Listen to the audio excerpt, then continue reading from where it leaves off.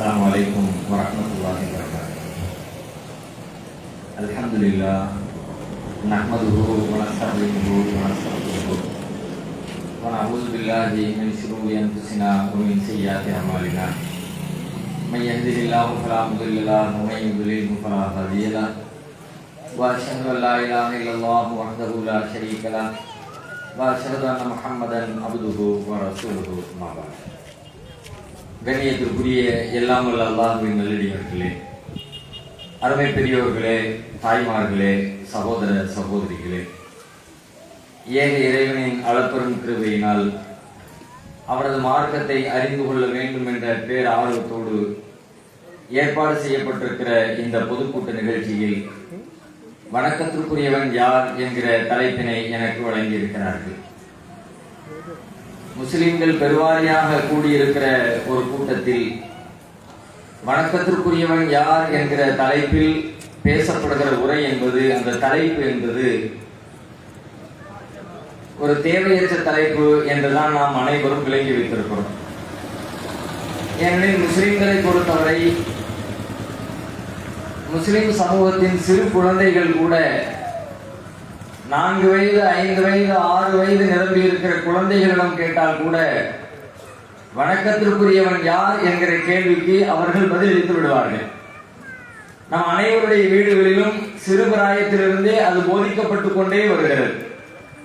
ஒரு 4-5 வயதை கடந்த பிள்ளைகள் வீட்டிலே பேசப்படவில்லை என்றாலும் அருகிலே இருக்கிற மதரசாக்களுக்கு அவர்கள் அரபி பாடத்தை கற்றுக்கொள்ள செல்கிற பொழுது அங்குள்ள ஆரம்ப பாடமாகவே வணக்கத்திற்குரியவன் யார் என்பதை தான் சொல்லித் தருகிறார்கள்.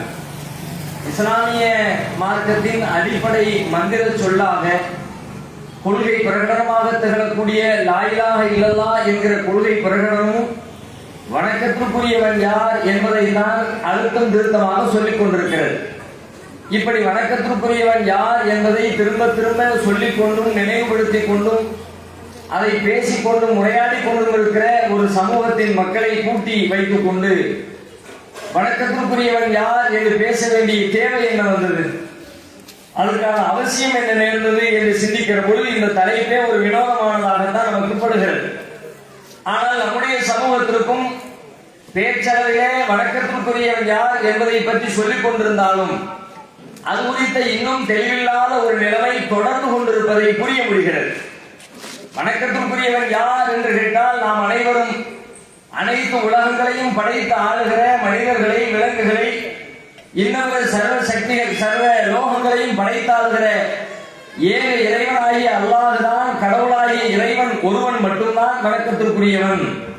இது நாம் அனைவரும் அறிந்திருக்கிற, திரும்ப திரும்ப சொல்லுகிற, நினைவுகளை நிறுத்தி இருக்கிற ஒரு எளிய உண்மை. யாரை வணங்க வேண்டும்? படைத்த இறைவனை வணங்க வேண்டும். நாம் வணங்குகின்ற இந்த உலகத்திலே இன்றைக்கு வணங்கப்படுகின்ற இடத்தில் யாரெல்லாம் இருக்கிறார்களோ, யாரையெல்லாம் மனிதர்கள் வைத்திருக்கிறார்களோ அவர்களெல்லாம் வணங்கப்படுகிற அளவிற்கு தகுதி படைத்தவர்களா? யாரை வணங்குகிறார்கள்? பெருவாரியான மக்கள் படைத்தவனை வணங்கவில்லை, தம்மால் படைக்கப்பட்டவர்களை வணங்கிக் கொண்டிருக்கிறார்கள். வணக்கம் என்கிற சொல்லுடைய பொருள் என்ன? ஒட்டுமொத்தமாக பணிவோடு, தாழ்மையோடு, நம்முடைய எல்லா பலவீனங்களை வெளிப்படுத்தி யார் முன்னால் நாம் சரணடைகிறோமோ, நம்மை ஒப்புக் கொடுக்கிறோமோ அப்படி ஒப்புக் கொடுக்கிற செயலுக்கு பெயர் வணக்கம். வணக்கம் என்பதனுடைய பொருள் தமிழ் அகராதியை நீங்கள் எடுத்தாலும் சரிதான், உலகத்திலே இருக்கிற வேறு பல மொழிகளின் அகராதிகளை நீங்கள் எடுத்து பார்த்தாலும் சரிதான். வணக்கம் என்பதற்கு என்ன பொருள் சொல்லப்படுகிறது? நடைமுறையிலே பல்வேறு பொருள்கள் அதற்கு சொல்லப்பட்டாலும் கூட இலக்கணப்படி, அகராதிப்படி, நியாயப்படி சிந்திக்கிற பொழுது வணக்கம் என்பதனுடைய பொருள் என்ன என்று கேட்டால், நம்முடைய எல்லா விதமான பலவீனங்களோடு, இயலாமையோடு, தாழ்வோடு, பணிவோடு ஒட்டுமொத்தமாக நம்மை சரணடைய கொடுக்கிற செயலுக்கு பெயர் வணக்கம். அப்படின்னா அது யாரிடத்துல நம்ம ஒப்புக் கொடுக்க முடியும்? நம்மள மாதிரி நம்ம ஈக்குவலா இருக்கிற ஆளுநத்தை நம்ம என்னைக்காவது நம்ம ஒப்புக் கொடுப்போமா? நம்முடைய பலவீனத்தை வெளிப்படுத்துவோமா? அல்லது உன்னை விட நான் பலவீனமானவன்னு சொல்லுவோமா? அப்படியே சொன்னாலும் ஏதாவது ஒரு விஷயத்துல சொல்லுவோம், 2 விஷயத்துல சொல்லுவோம். நமக்கு மேல ஒரு அதிகாரி இருக்கிறார், நம்ம அவருக்கு கீழே பணியாற்றுகிறோம் என்றால் இந்த அதிகாரத்துல என்னை விட மேம்பட்டவன், இந்த குறிப்பிட்ட அதிகாரத்துல உன்னை விட நான் கீழே இருக்கிறவன், அதையும் நாம் ஏற்றுக்கொள்வோம். எனக்கு மேலதிகாரியாக இருக்கிற காரணத்தினால எல்லா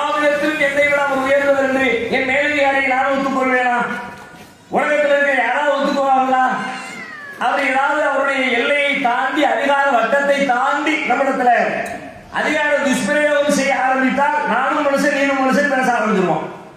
ஒரு லெவலில் எவ்வளவு கட்டுப்பட முடியும்னு எதிர் கேள்வி கேட்பான். மேலதிகாரிக்கும் கீழ் இருக்கிற மக்களுக்கு இடையே சண்டை இருக்குதா இல்லையா? ஒரு ஆசிரியருக்கும் மாணவருக்கும் இடையே பிரச்சனை வருதா இல்லையா? ஒரு பெற்றோருக்கும் பிள்ளைகளுக்கும் இடையே மனக்கசப்பு வருகிறதா இல்லையா? ஒரு முதலாளிக்கும் தொழிலாளிக்கும் இடையே கருத்து வேறுபாடு வருகிறதா இல்லையா? அவையெல்லாம் எதை காட்டுகிறது? எனக்கு மேல ஆனா இந்த குறிப்பிட்ட விவகாரத்தில் அவ்வளவுதான். ஒட்டுமொத்தமா என்னோட நீ மேல நான் ஒத்துக்க மாட்டேன். பணத்துல என்னோட மேம்பட்டு இருக்கிறேன், ஆனா உடல் ஆரோக்கியத்தில் என்னோட கீழ்பட்டு இருக்கிறேன். எனக்கு நீ மாதமாக சம்பளம் தந்தைகள் அடிப்படையில் என்னோட மேம்பட்டு இருக்கிறேன், ஆனா என்ன மாதிரி உழைக்க முடியுமான்னு கேள்வி கேட்டா என்னோட தாழ்வா இருக்கிறேன். இப்படி ஒவ்வொரு விஷயத்திலையும் நானும் நீ செலவுல நீ கூட இருக்கிற, செலவு நான் கூட இருக்கிறேன். எதுல நீ கூட இருக்கிறியோ அதை நான் ஏத்துக்கிறேன், அதுல உனக்கு கீழே. எதுல நான் மேம்பட்டு இருக்கிறோம் அதுல எனக்கு நீ கீழே. இப்படித்தான் உலகத்துல எல்லோரும் எல்லோரையும் மதிக்கிறோம், ஏற்கிறோம். அவரவர் நிலையிலிருந்து யாரையும் விட்டு கொடுத்து நான் விலகி வந்து விடுவதில்லை. ஆனால் வணங்குதல் என்று சொன்னால் இப்படிப்பட்ட நிலை அல்ல. எந்த விதத்திலும் உன்னோடு நான் ஒப்பிடவே முடியாது. எல்லா வகையிலும் நீ என்னை விட மேம்பட்டவன். அறிவா, அறிவிலே உன்னுடைய அறிவு வேறு, என் அறிவு வேறு. என் அறிவு உனக்கு இணையான அறிவு அல்ல, உன்னோடு போட்டி போடுகிற அறிவு அல்ல.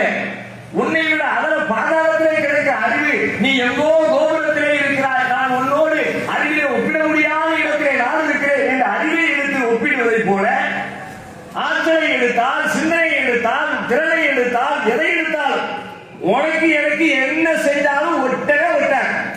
அவ்வளவு பெரிய உயரத்தில் இருக்கிறாய். அப்படி யாரை ஏற்றுக்கொண்டு அவனுக்கு கீழே சரணடைகிறோமோ அதற்கு பேர் தான் வணக்கம். அதனால்தான் படைத்த இறைவனுடைய பண்புகளை பற்றி வர்ணிக்கக்கூடிய திருமறை குர்ஆன் ரத்தின சுருக்கமாக அவனுடைய பண்பை வர்ணிக்கிறது. ஏன் நீங்கள் படைத்த இறைவனை வணங்க வேண்டும்? அவனுக்கு நிகராக யாரும் இல்லை, எதுவும் இல்லை. அவனுக்கு நிகரான யாரும் இல்லை, எதிலையும் ஒப்பிட முடியாது. அவன் பார்க்கிறான், நீங்களும் பார்க்கிறீர்கள், விலங்குகளும் பார்க்கின்றன. ஆனால் அவன் பார்ப்பதை போல நீங்களும் பார்க்க முடியாது, விலங்குகளும் பார்க்க முடியாது, உலகத்தில் யாரும் பார்க்க முடியாது. நாம் பார்க்கிறோம், நம்முடைய பார்வைக்கு ஒரு எல்லை உண்டு. திரைக்கு பின்னால் இருப்பதை நம்மால் பார்க்க முடியாது, இருளிலே இருப்பதை பார்க்க முடியாது, வெளிச்சம் இல்லாவிட்டால் பார்க்க முடியாது, கண்களில் பூ விழுந்து விட்டால் பார்க்க முடியாது. என்னுடைய பார்வைக்கு ஒரு எல்லை இருக்கிறது, குறிப்பிட்ட தூரம் தாண்டி பார்க்க முடியாது. நேரடியாக கண்ணிலே அதிகபட்ச வெளிச்சத்தை கொடுத்தால் பார்க்க முடியாது. பார்க்கிறா, ஆனா பார்க்கிறா, இது எல்லாம் கரெக்டா இருக்கும். அங்கிருந்து அடிக்கிற வெளிச்சம் ஒரு லிமிட்டா இருக்கும். எதிர்த்து வரக்கூடிய வாகனத்துடைய வெளிச்சம் அதிகம் இருந்தால் இங்கிருந்து செல்லக்கூடிய தரமா இருக்கிறார். வெளிச்சமா இருந்தா எல்லாம் நல்லா தெரியுங்க, ரொம்ப வெளிச்சம் இருக்கு ஒண்ணுமே தெரிய மாட்டேங்குது. வெளிச்சமா இருந்தா நல்லா தெரியும், அதனால அறிவு சொல்லுது வெளிச்சமா இருந்தா கண்ணு தெரியணும். ஆனா அதிகபட்ச வெளிச்சம் இருக்குது, சுத்தமா கண்ணே தெரிய மாட்டேங்குது. அப்ப என் பார்வை பார்க்கிறதை இறைவனும் பார்க்கிறான், ஆனால் இறைவன் பார்ப்பதை போல நான் பார்ப்பதில்லை. இறைவன் வெளிச்சத்திலே பார்க்கிறான், இருட்டிலே பார்க்கிறான், திரைக்கு பின்னால் பார்க்கிறான், திரைக்கு உள்ளே பார்க்கிறான், அறைக்கு உள்ளே பார்க்கிறான், அறைக்கு வெளியே பார்க்கிறான், அனைத்தையும் பார்க்கிறான். அவனுடைய பார்வைக்கு எல்லை இல்லை, என்னுடைய பார்வைக்கு ஒரு லிமிட் இருக்கிறது. இவ்வளவு தூரம் அதை தாண்டி இருப்பதை பார்க்க முடியாது. ஆனால் படைத்த இறைவன் அனைத்தையும் பார்க்கிறான், ஒரே நேரத்தில் பார்க்கிறான், ஒரே நிமிடத்தில் பார்க்கிறான். இப்படித்தான் இறைவன் எல்லாவற்றிலும் உன்னை விட அறிவில் மேம்பட்டவன், பார்வையில் மேம்பட்டவன், கேள்வி புலனில் மேம்பட்டவன். இறைவனும் கேட்கிறான், மனிதர்களும் கேட்கிறார்கள், விலங்குகளும் கேட்கின்றன. ஆனால் இறைவன் கேட்பதும் மனிதர்கள் கேட்பதும் விலங்குகள் கேட்பதும் அனைத்துமே ஒன்றா? அனைவருடைய செவிப்புலனும் ஒன்று போல் செயல்படுமா? படவே படாது. நான் கேட்பதற்கு எனக்கு என்று சில எல்லைகள் இருக்கிறது. எல்லைகளை தாண்டி என்னால் செவியேற்க முடியாது. ஒரு நேரத்திலே ஒரே ஒரு ஓசையை தான் கேட்டு என்னால் புரிந்து கொள்ள முடியும். படைத்த இறைவனுக்கு அப்படி அல்ல. ஒரே நேரத்தில் 1000 பேர் அல்ல, லட்சம் பேர் அல்ல, கோடி பேர் அல்ல, ஒட்டுமொத்த உலகத்திலே இருக்கிற 700 கோடி மக்களும் இறைவா என்று கையெழுத்தினால் 707 கோடி பேருடைய அந்த கோரிக்கையை ஒரே நேரத்தில் இவன் என்ன கேட்கிறான், அவன் என்ன கேட்கிறான் என்பதை தனித்தனியாக கேட்டு புரிந்து கொள்ளக்கூடிய ஆற்றல் படைத்த இறைவனின் செவிகளுக்கு உள்ளது. ஆனால் மனிதனின் செவிகளுக்கு ஒரே நேரத்தில் 2 பேர் பேசாரு, சத்தம் போடாதீங்க உட்காருப்பா, ஒவ்வொருத்தரா பேசிட்டு காலுக்கு வைத்தியம் பார்க்கிற டாக்டராவே இருந்தாங்க. ஒரு கால் வலது கால், ஒரு கால் இடது கால். நீ இங்கிட்டு பேசி, நீ இங்கிட்டு பேசி சொல்ல முடியாது. ரெண்டு பேரும் நிப்பாட்டு ஓட்டலாமா டோக்கன் கொடுத்து உட்கார வச்சுட்டேன். இஎன்டி ஸ்பெஷலிஸ்ட், உலகத்துல பெரிய ஸ்பெஷலிஸ்ட் வச்சுக்கோமே. கால் மூக்கு தொண்டை நிபுணர். அவருக்கு அப்பாயின்மெண்ட் வாங்கினாலும் ஒரே இடத்துல ரெண்டு பேருக்கு அப்பாயின்மெண்ட் கொடுக்க மாட்டார். காதை பத்தி எல்லாம் நல்லா தெரியும். ஆனா ஒரே இடத்துல ரெண்டு பேர் பேசினா அவருக்காக கேட்க. ஒரே நேரத்தில் இரண்டு ஓசைகளை கேட்க முடியாது, இரண்டு மொழிகளை கேட்க முடியாது, தூரத்தில் இருப்பதை கேட்க முடியாது. அப்படி கேட்பதற்கு காற்று இல்லாவிட்டால் கேட்க முடியாது. பக்கத்திலே இருப்பார். ஒரு பெரிய கண்ணாடி கூண்டுக்குள்ள போய் நின்றுட்டான். ஃபுல்லா க்ளோஸ் பண்ணியாச்சு. உள்ள இருந்து ஹை வால்யூம்ல சத்தம் போடுறான். டெசிபல்னா டெசிபல், 2 லட்சம் டெசிபல் சவுண்ட். மனுஷனுடைய காது எவ்வளவு அதிகபட்சமா கேட்குமோ அவ்வளவு அதிகபட்ச சத்தத்தை உள்ள இருந்து கத்துறான். வெளியில கண்ணாடியில கொண்டு போய் காதை வச்சு கேட்டாலும் கேட்காது. ஏன் கேட்காது? உள்ள இருக்கிற காத்து வெளியே வந்தா தான் மனுஷன் காது கேட்கும். நான் பேசுகிற பேச்சுக்களை நீங்கள் கேட்கிறீர்கள். எப்படி? இங்க இருக்கிற காற்று அலைகள் அங்கே வந்து சேர்கிறது. அங்கே வந்து சேர்ப்பதற்கான சில கருவிகள் இங்கே வைக்கப்பட்டிருக்கிறது. அதெல்லாம் இல்லாமல் இங்கிருந்து பேசுவது அங்கிருக்கிறதை கேட்க முடியுமா? படைத்த இறைவனின் செழிப்புல அப்படிப்பட்டதில்லை. அவன் அனைவரை மேம்பட்டவன். ஒரே நேரத்தில் எத்தனை பேர் பேசினாலும், எங்கிருந்து பேசினாலும், எவ்வளவு கூடுதல் சத்தத்திலே பேசினாலும், எவ்வளவு குறைந்த சத்தத்திலே பேசினாலும் எல்லாவற்றையும் கேட்பான். நள்ளிரவு 12 மணிக்கு ஆழ்கடலுக்குள்ளே, கருவிட பாறைக்குள்ளே நீந்தி செல்கிற ஒரு கருப்பு மீனின் அலைகளை, அதன் காலடி ஓசைகளை கூட கேட்கிற ஆற்றல் படைத்த இறைவனின் செழிப்புணருக்கு உண்டு. ஆனால் உலகத்தில் வேறு யாருக்கும் அப்படிப்பட்ட ஆற்றல் கிடையாது. எப்படி? இப்படித்தான் எல்லாவற்றிலும் மேம்பட்டவன் இறைவன். அப்படிப்பட்டவர்களை ஒன்று ஒப்படைக்கிறத தவிர, சரணடைகிறத தவிர, பலவீனத்தை ஒப்புக் கொடுப்பதை தவிர வேற வழியே கிடையாது. உலகத்தில் இந்த நிலையில் யாராவது இருக்கிறார்களா? இப்படி எல்லா வகையிலும் நான் வணங்குகிறேன் என்று ஒருவரை சொல்வதாக இருந்தால் எல்லா வகையிலும் இப்படி மேம்பட்ட ஒருவர் யார் இருக்கிறார்? அரசியல் தலைவர்கள் இப்படி பேசுகிறார்கள். புதிதாக அமைந்திருக்கிற அரசு கூட தமிழகத்திலே பேசுகிறார்கள். வணங்குவதற்கு என்ன இருக்கிறாங்க? யார் அவர்? மதிப்பதற்கு அவருக்கு அதிகாரம் இருக்கிறது. மரியாதை கொடுப்பதற்கு அவர்களுக்கு பதவி இருக்கிறது. ஆனால் வணங்குவதற்கு என்ன இருக்கிறது? வணக்கம் என்பது கடவுளுக்கு என்பதை எல்லா மதத்திலும் புரிந்து வைத்திருக்கிறார்களா இல்லையா? எல்லா மதத்தை சார்ந்தவர்களும் கடவுளை பற்றி பேசுகிறவர்கள் கடவுளை வணங்குகிறோம், கடவுளை தொழுகிறோம், கடவுளுக்கு பணிகிறோம். கடவுளுக்கு தான் வணக்கம் இருக்க வேண்டுமே தவிர வேறு யாரும் கடவுளின் இடத்தை வைத்து பார்க்க முடியாது. ஏனெனில் கடவுளிடம் இருப்பதை போல ஆற்றலோ, கடவுளிடம் இருப்பதை போல திறமைகளோ, இறைவனிடம் இருப்பதை போன்ற வேறு எந்த குணாதிசயங்களோ உலகத்திலே படைக்கப்பட்டிருக்கிற எந்த பொருளிடத்திலும் இல்லை.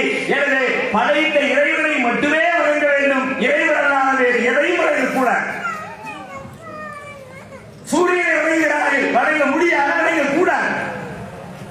ஏன்? சூரியன் இறைவன் இல்லை. இறைவனத்தில் இருப்பதை போன்ற ஆற்றல் சூரியனுக்கு இல்லை. சந்திரன் கடவுள் இல்லை, பாம்பு கடவுள் இல்லை, குரங்கு கடவுள் இல்லை, யானை கடவுள் இல்லை, நாய் கடவுள் இல்லை, பன்றி கடவுள் இல்லை, மீன் கடவுள் இல்லை, மரங்கள் கடவுள் இல்லை, சிலைகள் கடவுள் இல்லை. ஏனெனில் இறைவனிடத்தில் இறைவனிடம் இருப்பதை போன்ற எந்த அம்சமும் இல்லை. இறைவனிடம் இருப்பது என்ன? மனிதனிடம் இருக்கிற அம்சங்கள் கூட இறைவனிடத்தில் இல்லை. மாட்டை வணங்குகிறோம் என்கிறார்கள்.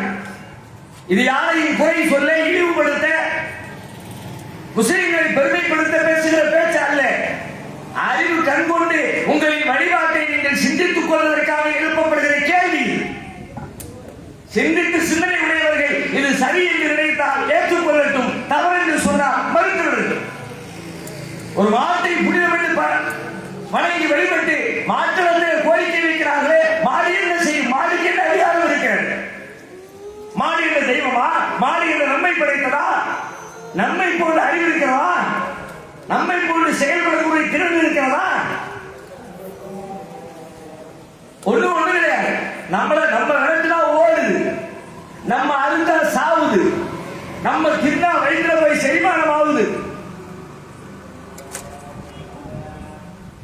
அந்த மாட்டுக்கு முன்னாடி நாம என்ன ஒப்பு கொடுக்க முடியும்? என்னை விட எல்லா வகையிலும் மேம்பட்டவன் நீ. எந்த வகையில் மேம்பட்டிருக்கிறது மாடு? ஒரு மாடு நான் அதை வணங்க வேண்டும் என்று சொன்னால் என்னை விட எல்லா வகையிலும் மேம்பட்டிருக்க வேண்டுமே. ஒரு மாடு அல்லது ஒரு குரங்கு அல்லது ஒரு யானை அது எந்த வகையில் என்னை விட மேம்பட்டிருக்கிறது? அறிவால் மேம்பட்டிருக்கிறா? உடல் மட்டும் பெருசா மாதிரி இருக்குது யானை. உடம்பு பெருசா அடைய முடியுமா? உடல் பெருகு என்பது மட்டுமே வணக்கத்திற்குரிய தகுதியா? வேற ஒண்ணும் இல்லையே.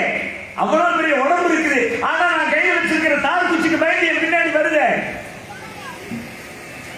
அவ்வளவு பெரிய உடம்பு இருக்குது. நான் கட்டி போட்டுக்கிற சின்ன கைத்தை அத்துக்கு போக முடியாம காலை கட்டி போட்டு அப்படியே கிடக்குறேன்.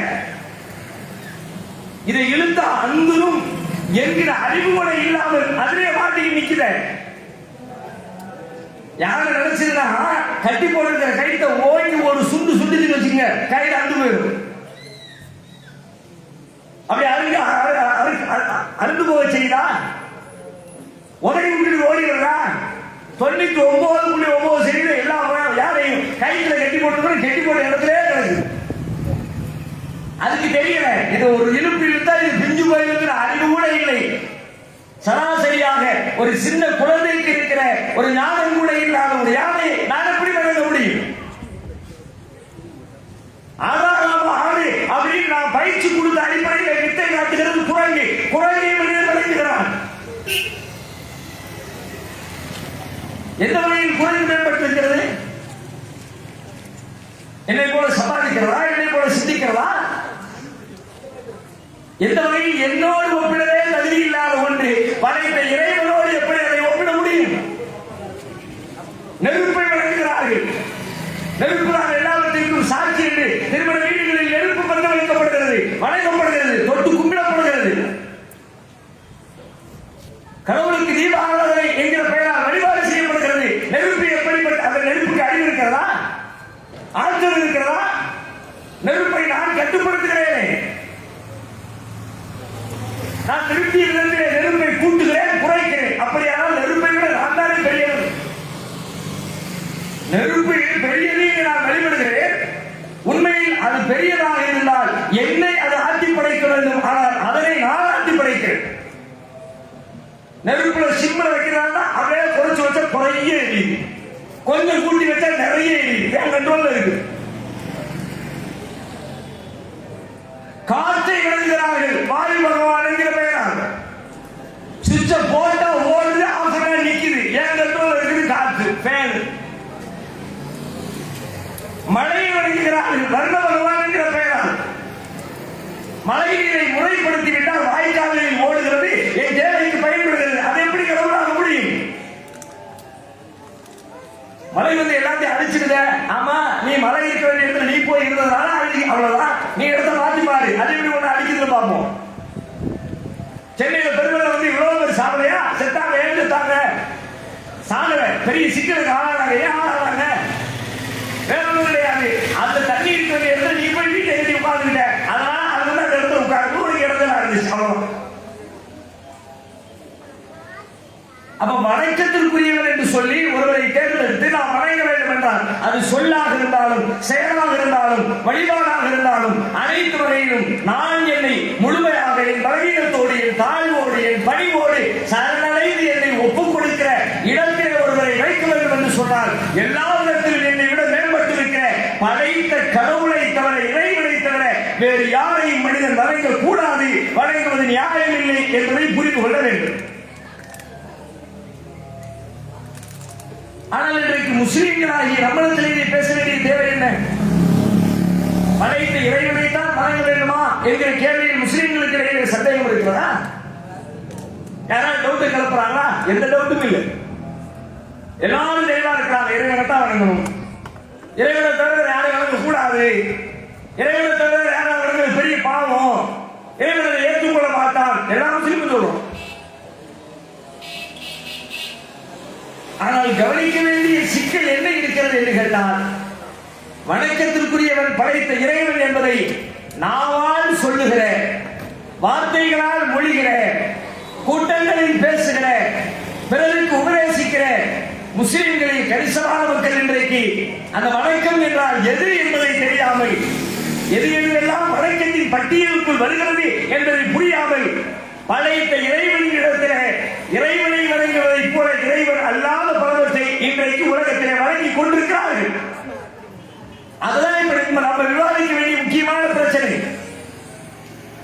உலகத்தில் அனுப்பப்பட்ட இறை தூதர்கள் எல்லாம் ஏன் அனுப்பப்பட்டார்கள்? இறைவன் உலகத்தில் மனிதனை படைத்தார். மனிதர்களுக்கு வழிகாட்டுவதற்காக இறை தூதர்களை ஒவ்வொரு சமூகத்திற்கும் ஒவ்வொரு மொழி பேசுகிறவர்களுக்கும் இறைவன் அனுப்பி வைத்தார். அவ்வாறு அனுப்பி வைத்த இறைவன் அந்த தூதர்கள் வந்து என்ன சொன்னார்கள்? ஏன் வந்தார்கள்? இறைவன் ஒருவன் இருக்கிறான் என்பதை சொல்ல வந்தார்களா, அல்லது இறைவனின் இடத்திலே இறைவனை போல வேறு யாரும் இல்லை என்பதை சொல்ல வந்தார்களா? வணக்கத்திற்குரியவன் இறைவன் மட்டுமே. அந்த இடத்திலே அவனை போல வேறு யாரையும் கொண்டு போய் வைத்து விடாதே என்பதை சொல்வதுதான் உலகத்திலே வந்த இறை தூதர்களின் முக்கியமான பணி. ஏன்னா உலகத்தில் ஆதி காலத்திலிருந்து எல்லா சமுதாயமுமே இறைவனை நம்பி இருந்துச்சு. உலகத்தை படைச்ச இறைவன் தான், அவன் ஒருத்தன் தான். இன்னைக்கும் கூட பல கடவுள்களை வணங்கிக் கொண்டிருக்கிற பல்வேறு மதத்தவர்களின் நம்பிக்கையில இறைவன் ஒருவன் என்கிற கோட்பாடும் இருக்கிறது. இறைவனை யாரும் கண்டதில்லை என்கிற தெளிவு இருக்கிறது. ஒன்றே குலம் ஒருவனே தேவன் என்கிற சித்தர்களின் போதனை இருக்கிறது. ஒருவனே தேவன் அர்த்தம் எல்லாத்துக்கும் மேல ஒருத்தர் கடவுள். 33 கோடி தேவர்கள் இருக்கிறார்கள் என்று பேசுகிற இந்து மதத்திலே கூட எல்லாவற்றிற்கும் மேலான பிரம்மன் பரம்பொருள் ஏகன் ஒரே ஒருவனே. அந்த இறைவனை யாரும் கண்டதில்லை. கண்டவர் விண்டிலர், விண்டவர் கண்டிலர். இந்து மதம் சொல்லுகிறது, பைபிள் சொல்லுகிறது, பௌத்தம் சொல்லுகிறது, சீக்கிய மதம் சொல்லுகிறது, பார்சி சொல்லுகிறது, யூதம் சொல்லுகிறது. எல்லா மதமும் என்ன சொல்லுது? அதனுடைய அடிநாதத்தை தோண்டி போனோம்னா எல்லாத்துக்கும் மேல ஒருத்ததான் இருக்கலாம். நிறைய கடவுள்களை வணங்குகிற மக்களிடம் மனிதனுடைய உள்ளத்தில் கூட ஏதாவது ஒரு பெரிய நெருக்கடியில மாற்றினா அந்த நேரத்தில் அவன் கையேந்து உள்ளத்திலிருந்து கையேந்துறது யாருன்னு பார்த்தா எல்லாத்துக்கும் மேல இருக்கிற அந்த ஏழு கடவுளை தான் கையேந்துறான். தனித்தனி குட்டி குட்டி கடவுள்கள் கையேந்துறது பிரார்த்திக்கிறதில்லை. கடவுளே இருக்கிறான். ராமர் கடவுளே, பிள்ளையார் கடவுளே, முருகன் கடவுளே, கணபதி கடவுளே என்றெல்லாம் பிரிவினை கூறுபோட்டு கடவுளை அழைப்பதில்லை. பெரும் நெருக்கடிக்கு ஆளாகி இருக்கிற பொழுது, ஒரு பெரிய விபத்திலே மாட்டிக் கொள்கிற பொழுது, தப்பிக்க முடியாது என்கிற சிக்கலுக்குள்ளே அவன் தள்ளப்படுகிற பொழுது, அந்த நேரத்தில் அவன் உள்ளத்தின் அடியிலிருந்து எழக்கூடிய அந்த கூக்குரல் இருக்கிறதே, இறைவா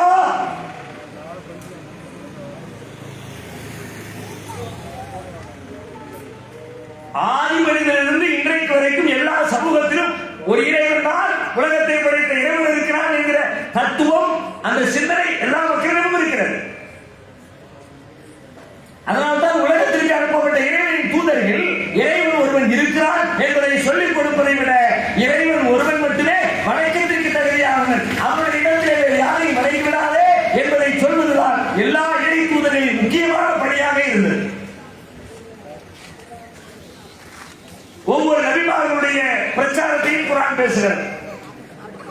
வைலா ஆதின் அகாஹும் ஹூதா, ஆதி சமுதாயத்திற்கு அவர்களின் சகோதரர் ஹூதை நாம் அனுப்பி வைத்தோம். அவர் தன்னுடைய சமுதாயத்திற்கு பிரச்சாரம் செய்தார். ஃபகால யா கௌமி அப்துல்லாஹ், என் சமுதாயமே அல்லாஹ்வை வணங்குங்கள். மாலகும் மின் இலாஹின் கைருஹு, அவனன்றி உங்களுக்கு கடவுள் இல்லை, வணக்கத்திற்குரியவன் இல்லை என்று அவர் எடுத்து சொன்னார். ஹூத் அலைஹிஸ்ஸலாத்துடைய பிரச்சாரம் குர்ஆன் சொல்கிறது. சாலிஹ் நபியை பற்றி அல்லாஹ் சொல்கிறார். வைலா சமூத அகாஹும் சாலிஹா, சமூது சமுதாயத்திற்கு அவர்களின் சகோதரர் சாலிஹை நாம் தூதராக அனுப்பி வைத்தோம். ஃபகால யா கௌமி அப்துல்லாஹ், அவர் தன் சமூகத்தை பார்த்து சொன்னார், என் சமுதாயமே அல்லாஹ்வை வணங்குங்கள். மாலகும் மின் இலாஹின் கைருஹு, அவனன்றி உங்களுக்கு வணக்கத்திற்குரியவன் எவரும் இல்லை. அது ஜாஅத்துக்கும் பையினத்தும் மின் ரப்பிக்கும், உங்கள் இறைவனிடமிருந்து தெளிவான சான்று வந்திருக்கிறது என்று அவர் சொன்னார். சுஹைப் நபியை பற்றி குர்ஆன் சொல்கிறது, வைலா மதியனாஹும் சுஹைபா, மதியன் சமூகத்தவர்களுக்கு அவர்களின் சகோதரர் சுஹைபை நாம் அனுப்பி வைத்தோம். ஃபகால யா கௌமி அப்துல்லாஹ், என் சமுதாயமே அல்லாஹ்வை வணங்குங்கள். மாலக்கும் மின் இலாஹின் கைருஹு, அவனன்றி உங்களுக்கு வணக்கத்திற்குரியவன் எவனும் இல்லை. வலா தன்குசுல் மிக்யால வல் மீசான், அளவு நிர்ணயங்களை மோசடி செய்து விடாதீர்கள், குறைத்து விடாதீர்கள் என்று அவர் தன் சமூகத்திற்கு சொன்னார். எல்லாரும் தான் சாலிஹ் அலைஹிஸ்ஸலாம், ஹூத் அலைஹிஸ்ஸலாம், ஈசா அலைஹிஸ்ஸலாம், யஹ்யா அலைஹிஸ்ஸலாம், ஜக்கரியா அலைஹிஸ்ஸலாம், மூசா அலைஹிஸ்ஸலாம், இப்ராஹிம் அலைஹிஸ்ஸலாம், ஆதம் அலைஹிஸ்ஸலாம், நூஹ் அலைஹிஸ்ஸலாம், ஒட்டுமொத்தமாக வந்த எல்லா இறை தூதர்களும் அவனுடைய இடத்துல வேற யாரையும் வச்சிடாத, அவனை வணங்குற மாதிரி வேற யாரையும் வணங்குறேன்னு சொல்லிடாத, வணங்கிறாத, பெரிய பாவம். இதுதான் சொன்னான். அவ்வளவு ஏன் நாம எல்லாரும் நெஞ்சு வச்சிருக்கிற ஒருத்தர் இஸ்லாத்துக்குள்ள இன்றைக்கு புதுசா வரணும்னா அவருக்கு வேணும் சொல்லிக் கொடுப்போம். நீ முஸ்லிம்கள் பல்வேறு பிரிவுகளாக பிளவுபட்டு கிடக்கலாம், கொள்கை ரீதியாக, அரசியல் ரீதியாக, சித்தாந்த ரீதியாக பல்வேறு கருத்து வேறுபாடுகள் இருக்கலாம். ஆனால் இஸ்லாத்திற்குள்ளே ஒருவர் பிரவேசிக்கிறார், நுழைகிறார் என்றால் அவருக்கு அத்தனை பேரும் சொல்லிக் கொடுக்கிற கலிமா எது? எல்லாம் ஒட்டுமொத்தமா அஷ்ஹது அல்லா இலாஹ இல்லல்லாஹ், வணக்கத்திற்குரியவர் அல்லாஹ்வை தவிர வேறு யாரும் இல்லை என்கிற கலிமாவை தானே எல்லாரும் சொல்லிக் கொடுக்கிறாங்க. அல்லாஹ் வணங்குங்கிறது இல்லை அந்த கலிமா. இந்த கலிமாவை சொல்லலை, இந்த வார்த்தையை சொல்லலைன்னா அவர் முஸ்லிமாக ஆக முடியாது. மனதால் ஏற்று வாயால் என்று சொல்லிவிட்டா அவர் முஸ்லிமாக ஆகிட்டார் அர்த்தம். வேற எந்த சடங்கு இஸ்லாத்தில் கிடையாது. குளிப்பாட்டுறது, வேற மந்திரங்களை சொல்றது ஒண்ணு கிடையாது. லா இலாஹ இல்லல்லாஹ் அதை ஏத்துக்கிட்டா வாயால சொல்லிட்டா முடிஞ்சு போச்சு, நீ முஸ்லிம் ஆகிட்டா அர்த்தம். இந்த லா இலாஹ இல்லல்லாஹ் என்கிற இஸ்லாத்தின் அடிப்படை கொள்கை என்று சொல்கிறது அல்லாஹ்வை வணங்கு என்பதை சொல்வதை விட அழுத்தம் திருத்தமாக அல்லாஹ்வை தவிர வணக்கத்திற்குரியவன் எவரும் இல்லை. லா இலாஹ முதல் வாசகம் எப்படி பேசுகிறது? வணக்கத்திற்குரிய கடவுளே இல்லை, இல்லல்லாஹ், அல்லாஹ் என்கிற ஒரே ஒரு கடவுளை தவிர. இதுதான் செய்தி. இறைவன் ஒருத்தர் இருக்கிறான், கடவுள் ஒருத்தர் இருக்கிறான் அப்படிங்கிற நல்ல இன்னைக்கு இந்தியாவில் எத்தனை பேருக்கு இப்படி சொல்ல வேண்டிய தேவை இருக்கும்? அப்படி சொல்ல தேவைப்படுகிறவர்கள் சொற்ப எண்ணிக்கை. 120 கோடி பேர் இருக்கிற இடத்துல ஒரு 2 கோடி பேர் கூட அது தேவைப்படாது. இறைவன் ஒருத்தர் இருக்கிறான் என்பதை வாதம் செய்து அறிவுபூர்வமாக ஆதாரங்களோடு தர்க்க ரீதியான நியாயங்களோடு எடுத்து சொல்கிற தேவை 2 கோடி பேர் கூட இருக்காது. ஆனால் 118 கோடி பேருக்கு இறைவன் இருக்கிறான் என்பது தெரியும். ஆனால் அந்த இறைவனின் இடத்திலே இறைவன் அல்லாத இறைவனால் படைக்கப்பட்டவைகளை கொண்டு போய் வைக்கிறார்களே அவர்களுக்கு தான் இப்பொழுதுதான் அதிகம் சொல்ல வேண்டிய தேவை இருக்கிறது. அதனால் தான் இஸ்லாம் அப்படி சொல்லித் தருகிறது. லா இலாஹ இல்லல்லாஹ், வணக்கத்திற்குரியவன் ஒரே ஒரு இறைவனை தவிர வேறு யாரும் இல்லை. நபிகள் நாயகம் ஸல்லல்லாஹு அலைஹி வஸல்லம் அவர்கள் அனுப்பப்பட்ட சமூகம் எப்படி இருந்தது? அவங்க இஸ்லாமை மக்களுக்கு எடுத்து சொல்கிறார்கள். அந்த சமுதாயத்தில் இஸ்லாமை என்னன்னு தெரியல. இஸ்லாம் சொல்லக்கூடிய நல்ல போதனைகள் எதுவுமே நடைமுறையில் இல்லை. அப்படிப்பட்ட சமூகத்தில் அவங்க அவங்களுடைய 40வது வயதுல இந்த பிரச்சாரத்தை ஆரம்பிக்கிறாங்க. அப்படிப்பட்ட நபிகள் நாயகத்தினுடைய சிறு வயதிலே அவர்கள் பிறப்பதற்கு முன்பு அவர்களை பெற்றெடுத்த பெற்றோர்களுக்கு பெயர் என்ன? நபிகள் நாயகத்துடைய தந்தையின் பெயர் என்ன? அப்துல்லா. அப்துல்லா என்ன அர்த்தம்? அல்லாஹ்வின் அடிமை, இறைவனின் அடிமைன்னு அர்த்தம். எப்போ வச்சிருக்காங்க? இறைவனை பற்றி நபிகள் நாயகம் சொல்லிக் கொடுப்பதற்கு முன்பே, அந்த நபிகள் நாயகம் பிறப்பதற்கு முன்பே அவருடைய தந்தையார் பிறந்த பொழுது அவருடைய பாட்டனார் வைத்த பெயர் அப்துல்லா. அவங்க அப்பா கூட வச்சுக்கல, அவங்க அப்பாவோட அப்பா வச்ச பேர். அப்பாவோட அப்பா வச்சிருப்பார் தமிழைக்கு அப்துல்லா. அப்ப நபிகள் நாயகம் பிறப்பதற்கு ஒரு தலைமுறைக்கு முன்பாகவே அந்த சமுதாயம் அல்லாஹ்வை அறிந்திருந்தது, இறைவன் ஒருவன் இருக்கிறான் என்பதை புரிந்து வைத்திருந்தது. அந்த சமூகத்திற்கு இறைவன் ஏன் நபிகள் நாயகத்தை அனுப்பி வைத்தான்? அல்லாஹ் தெரிந்து வச்சிருக்கான், இறைவன் ஒருத்தன் இருக்கான்னு புரிஞ்சு வச்சிருக்கான், எல்லாத்துக்கும் மேல ஒரு கடவுள் இருக்கான்னு தெரிஞ்சு வச்சிருக்கான். ஆனா கடவுளை மட்டும் வணங்குறதை விட்டுட்டு கடவுளோடு சேர்த்து வேற யாரும் கேள்வி கேட்கணும். குர்ஆன்ல பல்வேறு கேள்விகளை அந்த சமூகத்திலே கேட்க சொல்கிறான் இறைவன். நபி அந்த சமுதாய மக்களை பார்த்து கேளுங்க, மர்ரபு சமாவாத்தி வல்லாஹ், வானங்கள் பூமியின் இறைவன் யார் என்று கேளுங்கள். சயகூலுன லில்லாஹ், அவர்கள் சொல்வார்கள் அல்லாஹ் என்று சொல்வார்கள். மன் கலந்த சமாவாத்தி வல்லாஹ், வானங்களையும் பூமியையும் படைத்தவன் யார் என்று கேளுங்கள், அல்லாஹ் என்று சொல்வார்கள். மம்பி எதிரிய மலக்கூத்துக்குள்ளி செய், அனைத்து காரியங்களின் அதிகாரம் யாரிடம் இருக்கிறது என்று கேளுங்கள், அல்லாஹ் என்று சொல்வார்கள். மண்ணு செலவின சமாயின் மான், வானத்திலிருந்து தண்ணீரை இறக்கி வைக்கிறவன் யார் என்று கேளுங்கள், அல்லாஹ் என்று சொல்வார்கள். லிமனில் அருள் மலிக்குல் முல்க், வானமும் பூமியில் உள்ளவைகளும் யாருக்கு சொந்தம் என்று கேளுங்கள், அல்லாஹ் என்று சொல்வார்கள்.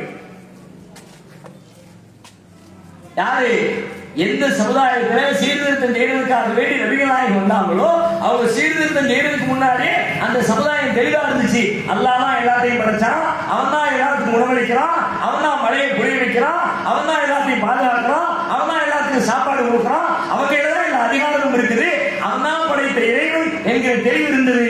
ஆனால் சிக்கல் எங்கே இருந்தது என்று கேட்டால், அவனை வணங்குவதோடு நிறுத்திக் கொள்ளாமல் அவன் அல்லாத அவனால் படைக்கப்பட்ட படைப்புகளையும் சேர்த்து வணங்கினார்கள். அதை எடுத்து சொல்லி பிரச்சாரம் செய்வதுதான் நபிகள் நாயகத்தின் மிக முக்கியமான பிரச்சார பணியாக இருந்தது.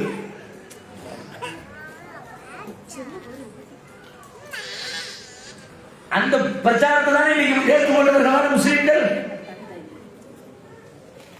அல்லாஹ் மட்டுமே ஏற்றுக்கணும், முஸ்லிம் அல்லாதவர்கள் காவிரிகள் முஸ்லிம்கள் என்று பெயர் வைக்கப்பட்டிருந்தார்கள். இறைவனை ஏற்காதவர்கள், இறைவனுக்கு இணை இருக்கிறவர்கள், இறை நிராகரிப்பாளர்கள், அதிலிருந்து முஸ்லிம்கள் ஒரு டீம் பிரியுது. எப்படி பிரியுது? ரசூலுல்லாஹ்வுடைய போதனைகளை கேட்டு, அறிவுரைகளை கேட்டு அங்கிருந்து ஒரு டீம் பிரிஞ்சு வருது. இவங்க எல்லாம் முஸ்லிம்கள்.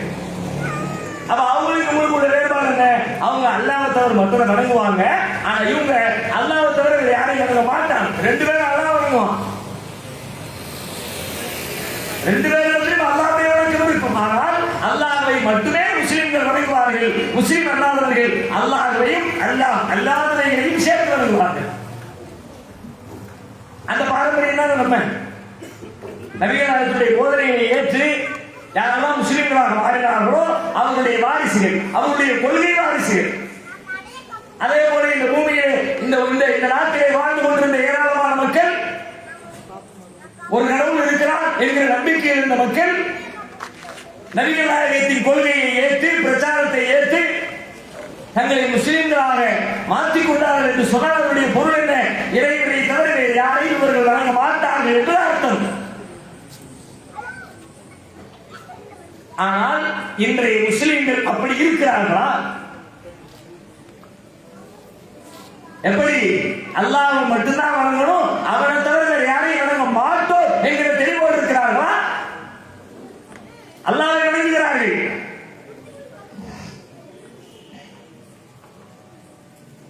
ஆனால் அல்லாஹ்வால் படைக்கப்பட்ட படைப்புகளையும் தமது அறியாமையின் காரணமாக, பழக்க வழக்கத்தின் காரணமாக, பாரம்பரியத்தின் காரணமாக முஸ்லிம்கள் என்று சொல்லிக்கொண்டே அல்லாஹ்வுக்கு இணை கற்பிக்கிறார்கள். எத்தனை பெரிய வேதனை என்று பாருங்கள்.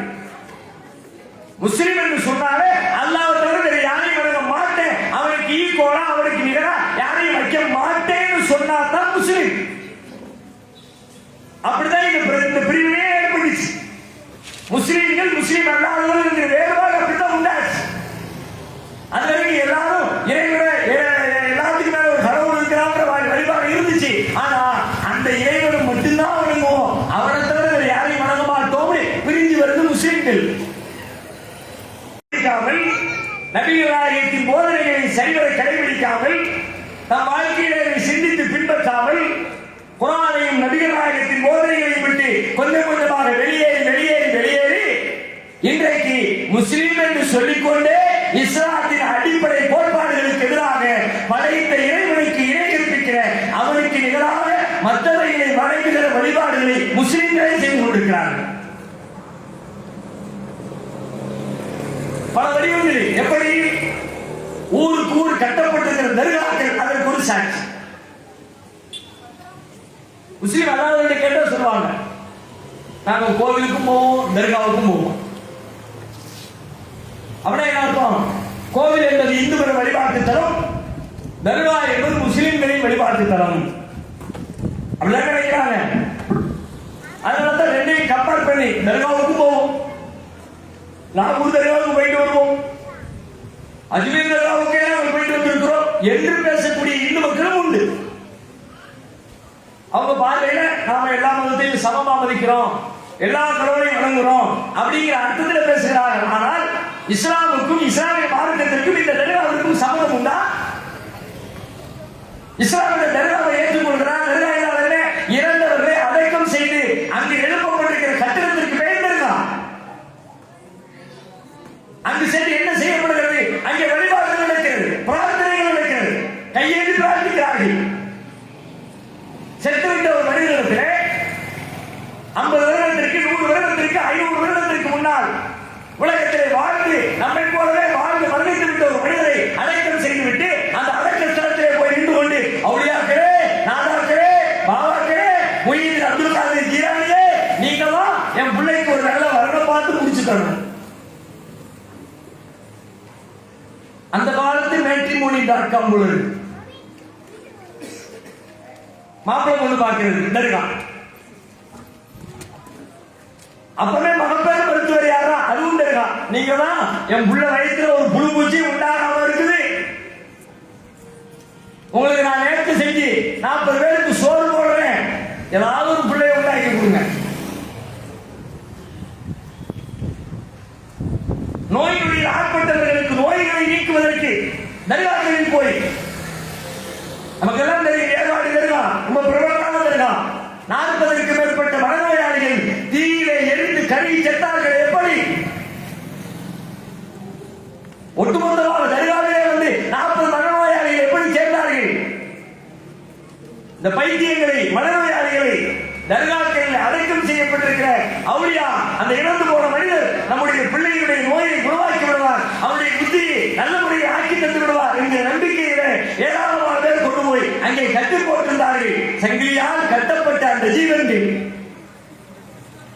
நாம் எங்க இருக்கிறோம், எப்படி கட்டப்பட்டிருக்கிறோம், அதை அவிழ்த்து செல்வது எப்படி என்கிற புத்தி கூட இல்லாத அந்த ஜீவன்கள் அந்த கொட்டகையில் தீப்பிடித்து எரிந்த பொழுது தன்னை காத்துக் கொள்ள முடியாமல் அப்படியே தீயில் கருகி செத்து போனார்களே. கொஞ்சம் யோசித்து பாருங்கள். கண்ணுக்கு முன்னால் கதற கதற அவர்கள் கொண்டு வந்து கட்டப்பட்டிருக்கிறார் அடக்க ஸ்தலத்திலேயே. அந்த அவுலியாக்களை நம்பி அங்கே வந்து காத்து கிடக்கிற அந்த பெற்றோர்களின் பிள்ளைகளை, சகோதரர்களை, உறவுகளை கலிக்கட்டைகளாக எரித்து நாசமாக்கிறார்களே. என்ன நம்பிக்கை? அந்த அவுலியா நம்ம பிள்ளையை குணப்படுத்துகிறார்கள். பிரார்த்தனைகளை முன்வைக்கிறீர்கள். நீங்க என்ன நினைச்சிட்டீங்க? தொழுகிறது ஒரு வணக்கம், அல்லாஹ் தவிர யாரையும் நாங்க தொழலையே. நோன்பு வைக்கிறது ஒரு வணக்கம், அல்லாஹ் தவிர யாருக்கு நோன்பு வைக்கலையே. ஹஜ் செய்யறது ஒரு வணக்கம், அல்லாஹ் தவிர யாருக்கு நாங்க ஹஜ் செய்யலையே. எதையெல்லாம் வணக்கம் என்று தெரிந்து வைத்திருக்கிறார்களோ அதை அல்லாஹ்வை தவிர யாருக்கும் செய்யாத இந்த சமுதாயம் கையேந்தி பிரார்த்திக்கிற இந்த துஆ, இந்த பிரார்த்தனை, அதுவும் ஒரு வணக்கம் என்பது புரியலையே. இன்னும் சொல்ல போனால் தொழுகையை விட, நோன்பை விட, ஹஜ்ஜை விட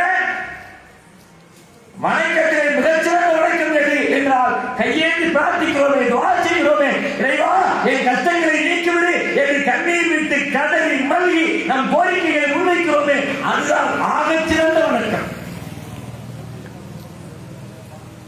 ஏன்?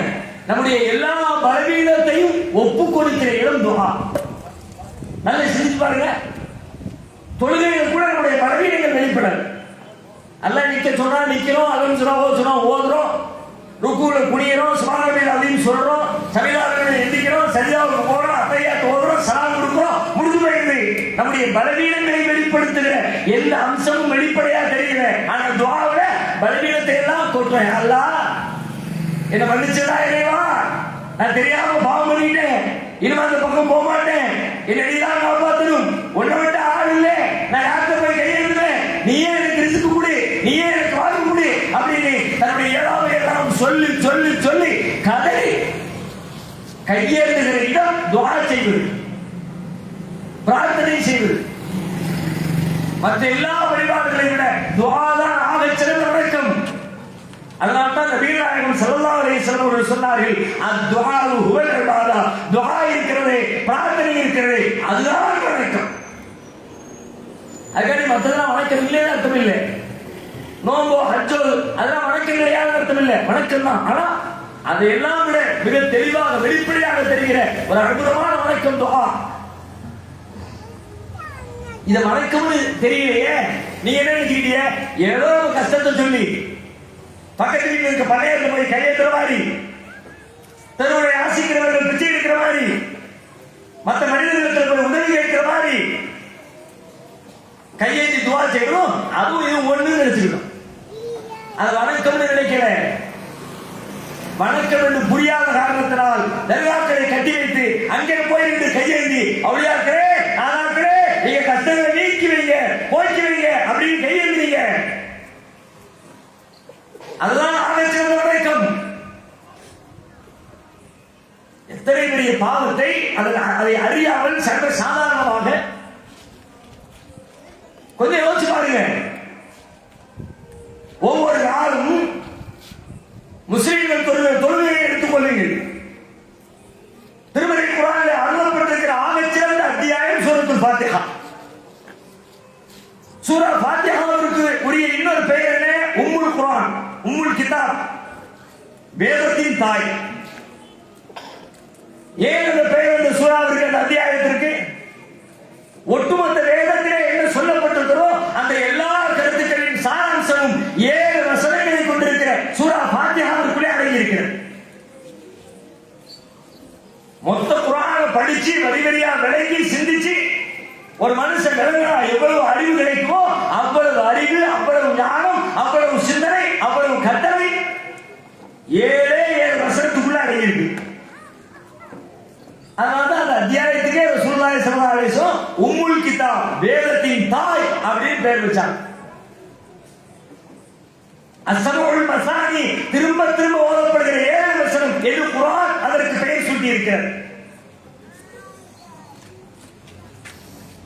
ஒவ்வொரு நேர தொழுகையிலும் இந்த சூரா கண்டிப்பாக ஓதப்பட வேண்டும் என்று நபிகள் கட்டளையிட்டு இருக்கிறார்கள்.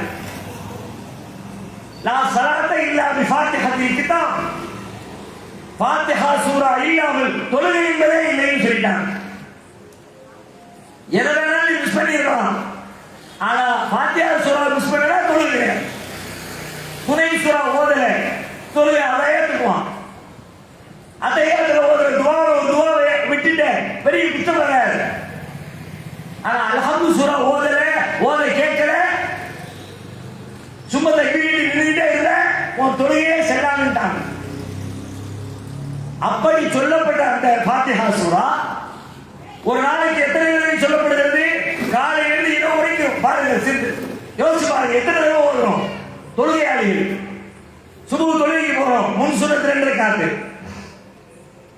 2 ரக்காத்துகளில் 2 தடவை ஃபாத்திஹா சூரா, ஃபர்லு 2 ரக்காத்து, அதிலே 2 தடவை ஃபாத்திஹா சூரா. அடுத்து லோஹருடைய முன் சுன்னத்து, லோஹருடைய ஃபர்லு, லோஹருடைய பின் சுன்னத்து, அஸ்ருடைய முன் சுன்னத்து, அஸ்ருடைய ஃபர்லு, மக்ரிப் முன் சுன்னத்து, ஃபர்லு, பின் சுன்னத்து, இஷா முன் சுன்னத்து, பின் சுன்னத்து, ஃபர்லு, வித்ர், தஹஜ்ஜுத். ஒரு நாளைக்கு எத்தனை ரக்காத்? ஒவ்வொரு ரக்காத்திலும் திரும்ப திரும்ப அந்த அல்ஹம்து சூராவிலே ஒரு வாக்குறுதி அல்லாஹ்விடத்தில் கொடுக்கிறோம். இய்யாக நஅபுது வ இய்யாக நஸ்தஈன். இறைவா உன்னையே நாங்கள் வணங்குகிறோம், உன்னிடமே நாங்கள் உதவி தேடுகிறோம். உன்னை வணங்குகிறோம் சொல்ல, உன்னையே அப்படின்னா உன்னை மட்டும்தான் நாங்க வணங்குறோம், உன்கிட்ட மட்டும்தான் அல்லாஹ் நாங்க துஆ செய்யறோம். வேற யாரையும் துஆ செய்ய மாட்டாங்களா? மேல கொண்டு வச்சு பலவீனத்தை சொல்லி அறியாத பொருட்கள எனக்கு இறைவன் உதவி செய்வாங்க நம்பிக்கையோடு நான் கேட்கிற இந்த துஆ இருக்கிற இந்த துஆ, இறைவா உன்னை தவிர வேற யாருக்கிட்ட நான் கையேற்ற மாட்டேன். காலையில எந்திரிச்ச உடனே தக்பீர் இருக்கிற உடனே முதல் வேலையா சொல்லிடும் அல்லாஹ்விடத்தில். 5 மணிக்கு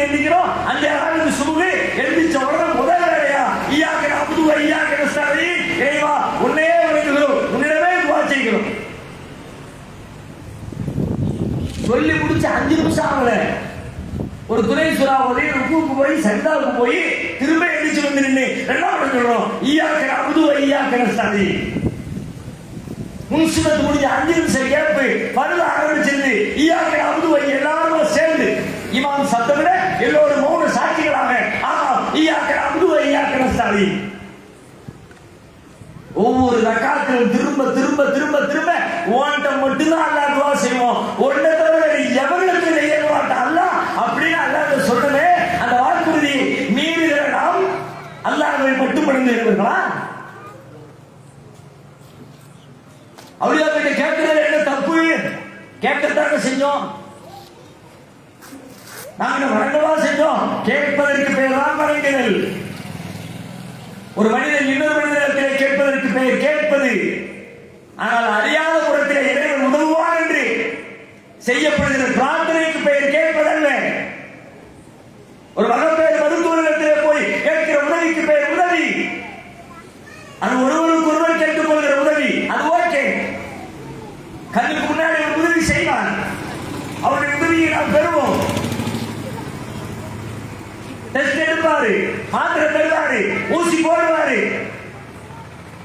ஆனால் இறைவனிடத்திலே கையேந்துகிற போது கேட்ட உடனே அல்லாஹ் நேரடியாக தர மாட்டான், நேரடியாக உதவி செய்ய மாட்டான், அறியாத உலகத்திலே உதவி செய்வான். அப்படி கேட்கிற பிரார்த்தனை, அதுக்கு பேர் தான் பிரார்த்தனை, அதுக்கு பேர் தான் துஆ. நான் கேட்பேன், அந்த ரப்பை நான் பார்க்க முடியாது, அந்த ரப்பு என்ன பார்ப்பான்? நான் அவங்க சொல்றது கேட்காது கேட்காது, ஆனா நான் சொல்றது அவங்க அதுக்கு கேட்கும். என் கேள்விக்கு அவன் பதிலளிப்பான், நான் அறியாத விதத்தில் எனக்கு பதிலளிப்பான் என்கிற நம்பிக்கையோடு கையேந்துகிறோமே, அந்த கையேந்தலுக்கு பெயர் துஆ. அந்த துஆவை அதே மாதிரி தர்காவில் செய்யறமா இல்லையா? அவுலியாக்களே கேட்கிறமே, மனசு என்ன நம்பிக்கை வச்சிருக்கு? நான் அவுலியாவை பார்க்கிறேன், ஆனா அந்த அவுலியா என்ன பார்க்கிறேன்? அவரு சொல்றது எனக்கு கேட்காது, ஆனா நான் சொல்றது அவர் கேட்பார். அவர் எனக்கு பதிலளிப்பாரு, ஆனா நேரடியாக பதிலளிக்க மாட்டேன்.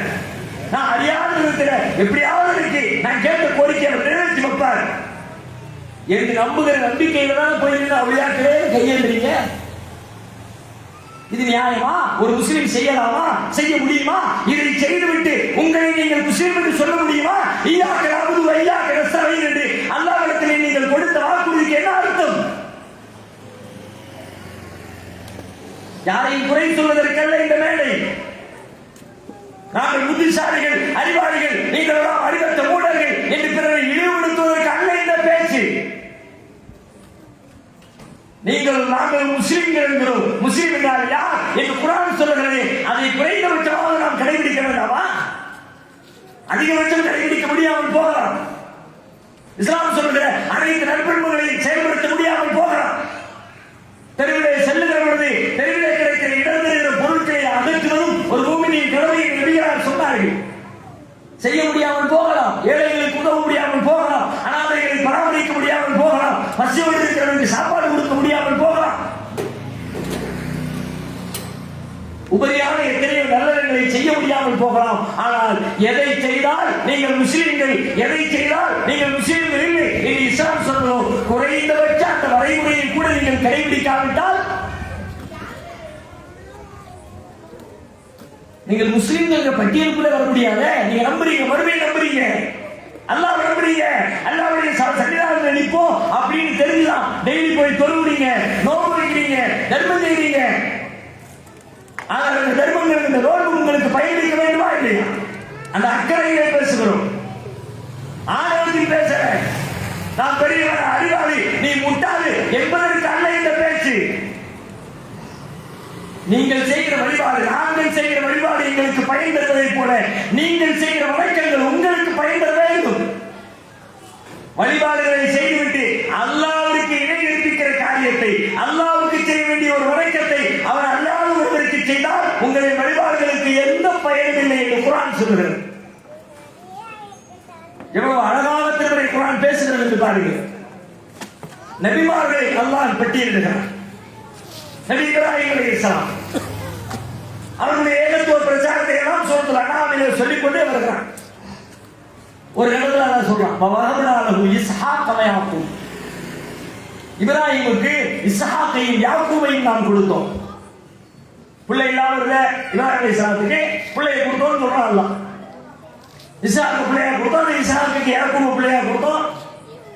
குல்லன் ஹதைனா, எல்லாரையும் அவன் நேர்வழியில் ஆக்கணும். ஒனூஹன் ஹதைனா மின் கப்லு வ மின் ذُرِّيَّتِهِ, அதுக்கு முன்னாடி நூஹ் நபிக்கு நேர்வழியை கொடுத்திருந்தோம். وَدَاوُودَ وَسُلَيْمَانَ وَأَيُّوبَ وَيُوسُفَ وَمُوسَى وَهَارُونَ وَزَكَرِيَّا وَيَحْيَى وَعِيسَى وَإِلْيَاسَ كُلٌّ مِنَ الصَّالِحِينَ. தாவூது, அய்யூப், யூசுப், சுலைமான், இல்யாஸ் அத்தனை பேருமே நல்லவர்களாக இருந்தார்கள். இஸ்மாயில, வல்யஸா, யூனுஸ, வலூதா, லூத், யூனுஸ், இஸ்மாயில, அல்யஸா அத்தனை பேருமே நல்லவர்களாக இருந்தார்கள். இப்படி அவங்களை பத்தி சொல்லிக்கிட்டே வந்தாங்க. ஒமின் ஆபாயிஹிம் வ ذُرِّيَّاتِهِم வ இஹ்வானிஹிம், அவர்களுடைய மூதாதையர்கள், அவர்களின் வாரிசுகள், அவர்களின் சகோதரர்கள், வஜ்தபைனாஹும் வ ஹதைனாஹும் இலா ஸிராத்தில் முஸ்தகீம், பலரையும் நாம் தேர்ந்தெடுத்தோம், நேர்வழியில் நடத்தினோம். எல்லாத்தையும் சொல்லிட்டு கடைசியா அல்லாஹ் சொல்றான், நாளைக்கு ஹுதல்லா, இது அல்லாஹ்வின் நேர்வழி. யஹ்தி பிஹி மன் யஷா, அவன் தான் நாடியவர்களுக்கு இந்த நேர்வழியை வழங்குகிறான். வலவ் அஷ்ரகு லஹபித அன்ஹும் மா கானூ யஅமலூன், இந்த நேர்வழியிலே நடத்தப்பட்ட இறைவனின் தூதர்களால் இந்த நல்லடியார்கள் அல்லாஹ்விற்கு இணையாக அவனுக்கு செய்ய வேண்டிய வணக்கத்தை, வழிபாட்டை அவன் அல்லாத வேறு யாருக்கேனும் செய்திருந்தால் லஹபித அன்ஹும் மா கானூ யஅமலூன், அவர்கள் செய்த நல்லறங்கள் எல்லாம் அழிந்து போயிருக்கும், அழிந்து போய்விடும்.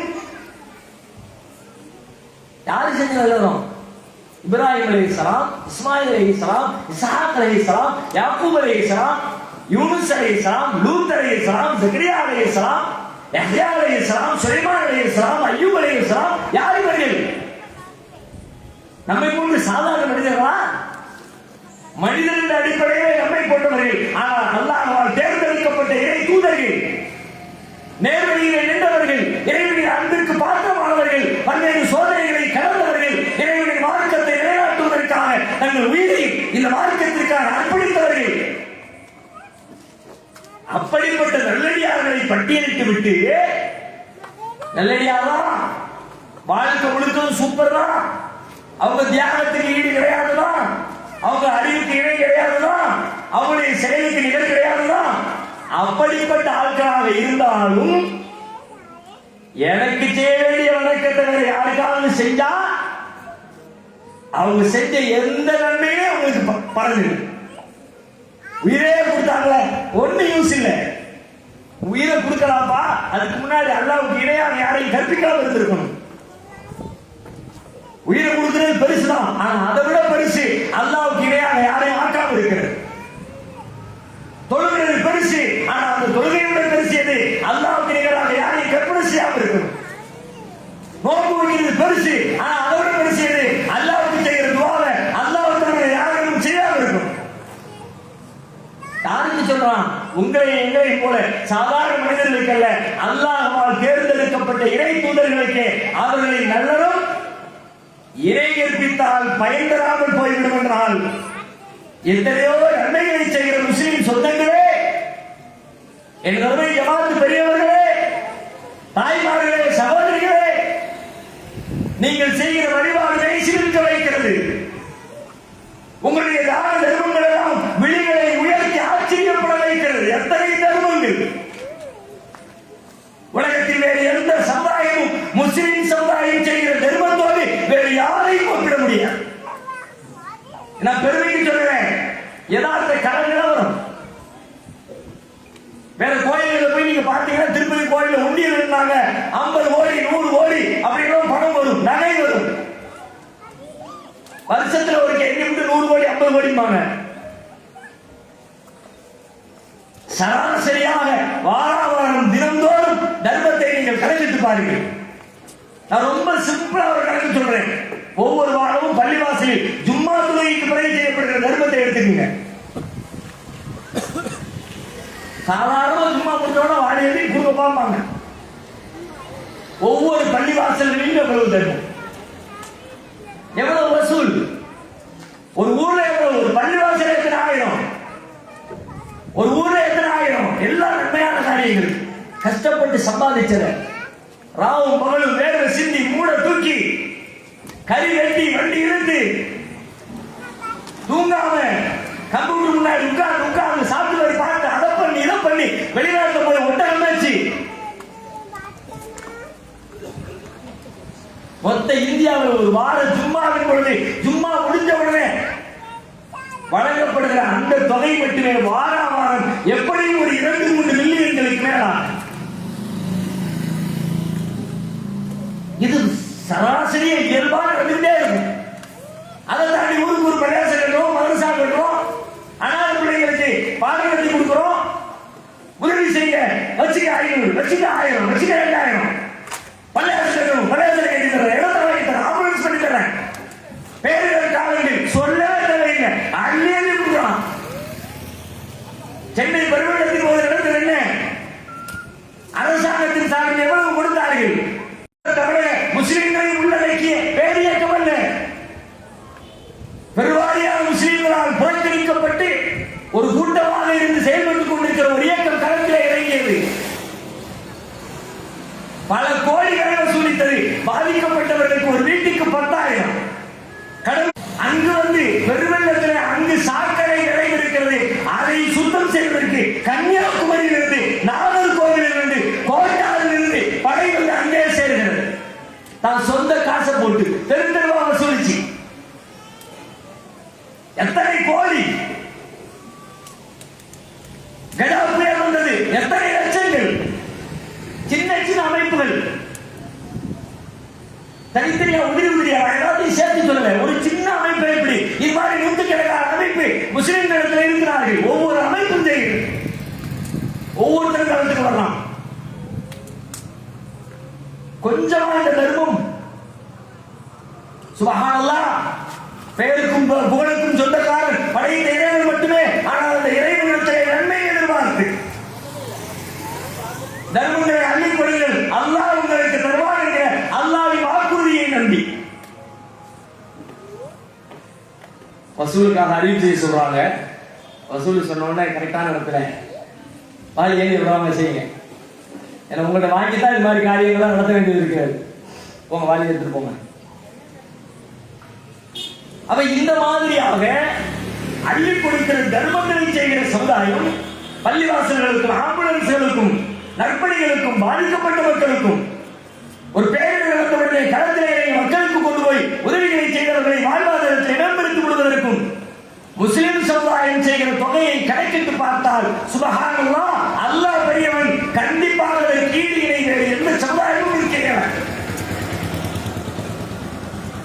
ஏன்னா அங்க கோழிகளை வச்சிருக்கிறவர் 1000 கொடுப்பாரு, இங்க 1000 சம்பாதிக்கிறவர் 500 கொடுப்பான். எனக்கு தெரியும், சென்னை பெருநகரத்தின் பொழுது தன்னுடைய 1 மாத ஊதியத்தை கொடுத்து அனுப்பிய சகோதரர்கள் ஏராளம் பேர். தொலைக்காட்சியில் மக்கள் படுகிற அவதிகளை பார்த்துவிட்டு அந்த 1 மாசம் சம்பளத்தை வாங்கிட்டா வீட்டுக்கு வாடகை கொடுக்கணும், மளிகை கடைக்கு பில்லை செட்டில்மெண்ட் பண்ணணும், பான் கார்டுக்கு பணத்தை கொடுக்கணும், கேபிள் கார்டுக்கு பணத்தை செட்டில்மெண்ட் பண்ணணும். 1 மாசம் பல்ல கழிச்சுக்கிட்டு ஓட்டுவோம். பாதிக்கப்பட்ட மக்கள் ஒண்ணுமே இல்லாம தெருவு அடிக்கிறான் அப்படின்னு தன்னுடைய 1 மாத பணத்தை வாரி வைத்த மக்கள் உண்டு. இப்படியெல்லாம் தர்மத்திலே முன்னணியில் இருந்து வழிபாட்டிலே சிறப்பாக செயல்பட்டு ஹஜ் போன்ற கிரியைகளை சிறப்பாக செய்து ஏராளமான நல்லவைகளை மறுமையில் அல்லாஹ் உங்களுக்கு நன்மை தர வேண்டும் என்று எதிர்பார்த்து இந்த காரியங்களை எல்லாம் அரங்கேற்றுகிற உங்களுக்கு இதற்கான பிரதிபலன் மறுமையில் கிடைக்க வேண்டுமா இல்லையா? அந்த அக்கறையில் சொல்லுகிறோம். இறைவன் சொன்னார், எவ்வளவு தர்மம் செஞ்சிருக்கோம், ஆனா படைச்ச இறைவனாகிய என் இடத்துல இன்னொருத்தனை கற்பனை பண்ண அதை எப்படி நிறைவேற்ற முடியும்? எல்லா அவனையும் தூக்கி கசக்கி மூஞ்சில எரிஞ்சிட்டு வந்துட்டான். நபிமார்களாக இருந்தால் ஏன் நபிகள் நாயகத்தை பார்த்தே சொல்லுகிறான், நபியே நீர் இணை கற்பித்தாலும் உம்முடைய நல்லவர்களும் அழிந்துவிடும். நல்லவர்கள் அழிஞ்சு போச்சுன்னா மிச்சம் இருக்கும், கெட்டவர்கள் மட்டும்தான் இருக்கும். தீமைகள் மட்டுமே மிச்சமா இருக்கும். தீமைகள் மட்டும் மிச்சம் இருக்கிறவனுடைய வாழ்விடம் எது? நரகம் தான். தீமைகளை மட்டுமே, நன்மையே இல்லை ஒருத்தங்க வேற எவ்வளவு சொர்க்கம் போக முடியுமா? சொர்க்கம் செல்லுவோம் என்கிற அந்த எதிர்பார்ப்பு நம்பிக்கை தானே நம்ம இப்படி செயல்பட வைக்கிறது. மற்ற மக்களுக்கு இப்படி ஆழமாக சொல்லித் தரப்படவில்லை. சொல்லப்பட்டால் அவர்களும் செய்வார்கள். நம்ம ஏன் செய்யணும்? வார வாரம் சும்மாவே அதற்கு திரும்ப திரும்ப அல்லாஹ் வேண்டிக்க, மறுமை வேண்டிக்க, நரகம் இருக்கு, சொர்க்கம் இருக்கு, மௌத்துக்கு பிறகு வாழ்க்கை இருக்கு, அல்லாஹ்விடத்தில் விசாரணை இருக்கு, சொல்லி சொல்லி சொல்லி பயமுறுத்தி பயமுறுத்தி பயமுறுத்தி நம்முடைய வாழ்வை செப்பனிட்டு இத்தனை நல்லவைகளை செய்து அல்லாஹ்வுக்கு இணை கற்பித்தால் எந்த நன்மையும் கிடைக்காமல் பாழாய் போய்விடுமே. சிந்தனை செய்யுங்க. நாங்கள் சொல்றதை கேளுங்கன்னு சொல்லுவேன், எங்களை ஃபாலோ பண்ணுங்கன்னு சொல்லுவேன். நாங்கள் சொல்வது சரியா, குர்ஆனிலே உள்ளதை சொல்கிறோமா என்பதை குர்ஆனை எடுத்து உரசி பாருங்கள். நான் சொல்லுகிற செய்திகள் நபிமொழிகளில் இருக்கிறதா இல்லையா, நபிமொழிகளை புரட்டி பாருங்கள். எங்கள் பேச்சுக்காக நீங்கள் செவி கொடுக்க வேண்டாம், இறைவனின் வார்த்தைகளுக்கு செவி கொடுங்கள். எங்களுக்கு பின்னால் வாருங்கள் என்பது எங்கள் அழைப்பு அல்ல, படைத்த இறைவனின் சொற்களுக்கு பின்னால் செல்லுங்கள், அதுவே எங்களின் அழைப்பு.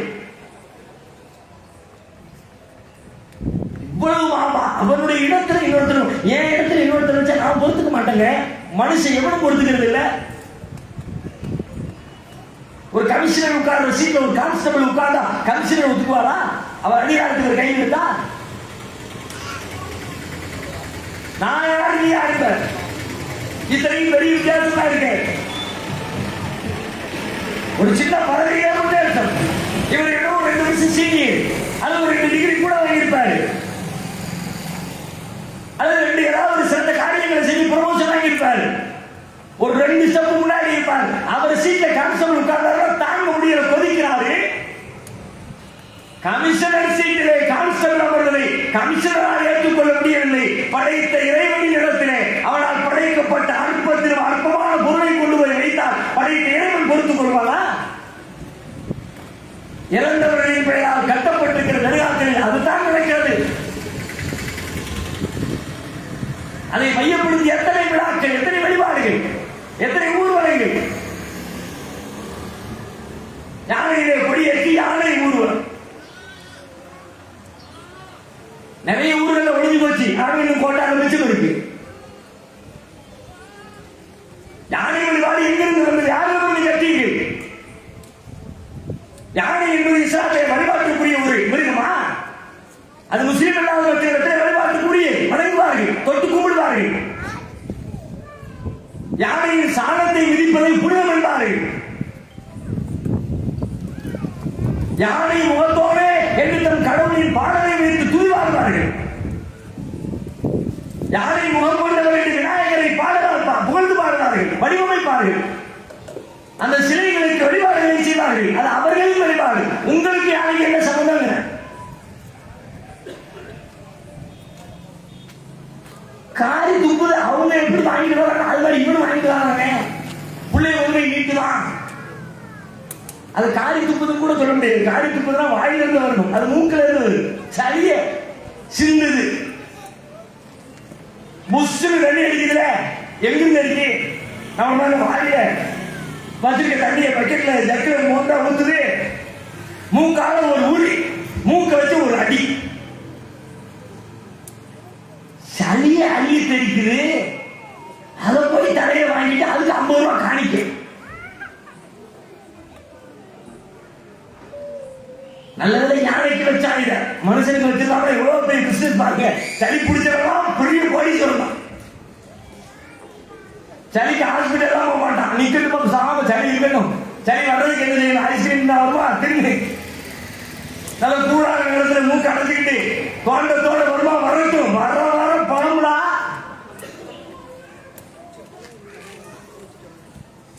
யானையின் மீது கொடி ஊர்வலம். அந்த யானையின் பின்னால் அந்த கொடியில தண்ணி ஊத்துறது, அந்த தண்ணீரை பறக்கத்தை தொட்டு கும்பிடுவது, அதை ஏற்று தலையில தொழித்துக் கொள்வது, அதை வாயிலை ஊற்றிக் கொள்வது. இஸ்லாம் எப்படிப்பட்ட மார்க்கம்? பகுத்தறிவு மார்க்கம் இல்லையா? இஸ்லாத்திலே சொல்லப்பட்ட எந்த செய்தியிலாவது அறியாமை உண்டு, முரண்பாடு உண்டு, மனிதனுக்கு எதிரான சட்டங்கள் உண்டு என்று இஸ்லாமிய சட்டத்திலே ஒரு சட்டத்தை காட்ட முடியுமா? உலகத்துக்கு முன்னால் சவால். 14 நூற்றாண்டுகளாக வைக்கப்பட்டிருக்கிற சவால். 14 நூற்றாண்டுகளில் ஒரே ஒரு தடவையாக இந்த சவால் முறியடிக்கப்பட்டிருக்கிறதா? அபராயத்தை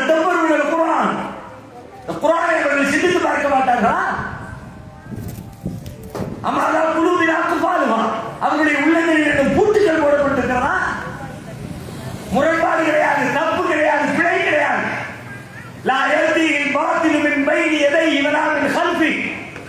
இஸ்லாமிய சட்டத்தின் முன்னும் சரி பின்னும் சரி எந்த தவறும் இல்லை. விவாதிக்கிறோமா, அழைப்பு கொடுத்துச்ச மேம்போக்கா சிலவர் தப்பு சொல்லிட்டு போவான். விவாதிக்க வரமாட்டான். ஹிஜாப்ல அப்படிதான் பேசுறான். வாடா விவாதிப்போம், ஒரு வேலை காணும். பெண்ணிடமே தரமா வா பேசுவோம், கிட்ட வர மாட்டான். முத்தராக்குமா செய்வா நேருக்கு நேரம் பேசலாம், கிட்ட வர மாட்டான். நம்ம இல்லாத இடத்துல கம்பு சுத்திட்டு ஓடிடுது. பாப்பா பேசுவோம், தப்பு இருக்குன்னு சொல்லு, எது சொல்லு, வா பேசுவோம், சரியா தப்பா விவாதிப்போம். திருக்குறான் சொல்லுகிற சட்டத்தில் எந்த சட்டத்திலும் மனித குலத்திற்கு எதிரான, அறிவுக்கு எதிரான, பகுத்தறிவுக்கு முரணான எந்த கருத்துக்களும் இல்லை என்பது மிக தெளிவானது, நிரூபிக்கப்பட்டது. 14 நூற்றாண்டுகள் நிரூபிக்கப்பட்டிருக்கிறது. ஒரு நூற்றாண்டு, 2 நூற்றாண்டுகள், 1400 ஆண்டுகள் நிரூபிக்கப்பட்டிருக்கிறது. அப்படிப்பட்ட மார்க்கத்தை ஏற்று வேதத்தை நம்புகிற முஸ்லிம்கள் யானைக்கு பின்னாடி ஓடுற, யானைக்கு மேல தண்ணி ஊத்துற, யானை மூக்கு செய்தி தூக்கி வழக்கத்திலே தலையில வாங்கிட்டு வர்ற மற்றவர்கள் என்ன நினைப்பார்களோ, நம்ம மதமா அது ஈக்குவல்லாம் போல இருக்கு. எப்படி முன்னணி பாக்குறீங்க நீங்க? அல்லாஹ்வுக்கு இணையத்தில் மட்டுமல்ல, பழைய இறைவனுக்கு நிகராக இஸ்லாமிய மார்க்கத்திற்கு இணையாகத்தான் எல்லா மதங்களும் மார்க்கங்களும் இருக்கிறது என்கிற நம்பிக்கை முஸ்லீம் அல்லாத மக்களுக்கும் நீங்கள் கொடுக்கிறீர்களே. நம்மள எப்படி எப்படி இருக்குதோ, வேதங்கள் இருக்குதோ, சடங்குகள் இருக்கிறதோ, கேள்வி கேட்டா நம்பிக்கை ஒத்த வார்த்தையில முடிச்சிருவாங்க. இஸ்லாத்துல அப்படியெல்லாம் பேச்சு கிடையாது. நம்பிக்கை தான், ஆனா அந்த நம்பிக்கை இப்படி ஆதாரப்பூர்வமானது.